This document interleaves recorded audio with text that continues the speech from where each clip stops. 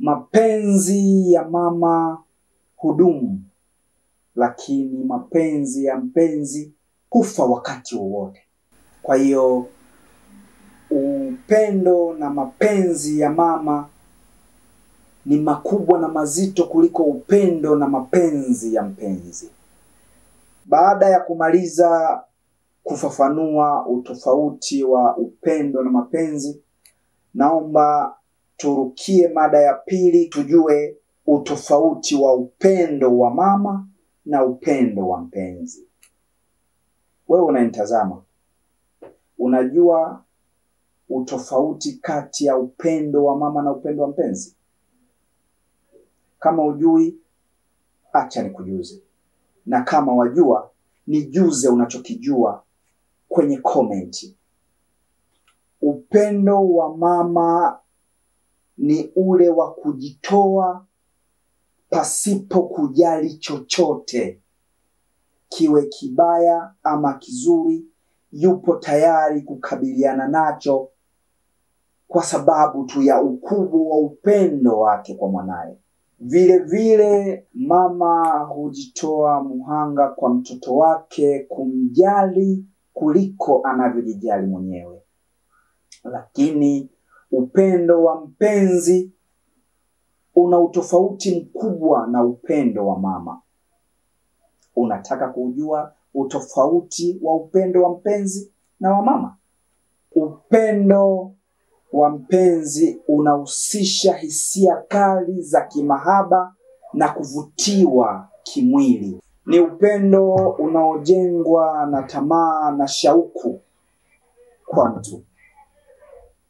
Kwa hiyo umeshagundua utofauti wa upendo wa mpenzi na upendo wa mama. Baada ya kumaliza mada ya upendo wa mama na upendo wa mpenzi, twende tukajue utofauti wa kutamani na kupenda.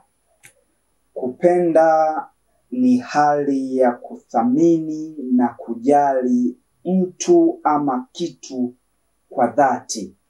Unaweza ukatamani gari lakini ukampenda mkeo. Kutamani ni hali ya kuwa na hamu kubwa ya kupata kitu fulani, yawezekana kimwili ama kikawaida.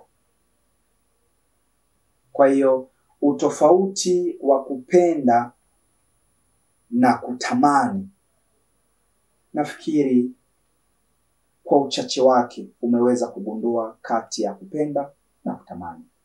Twende kwenye mada ya mwisho ambayo inahusu utofauti wa kupenda na mapenzi.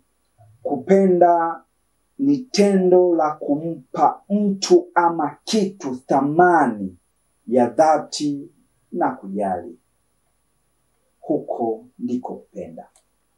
Na mapenzi ni hisia kali za kimahaba, japokuwa unaweza ukampenda mtu lakini asiwe mpenzi wako, japokuwa huambatana na mapenzi.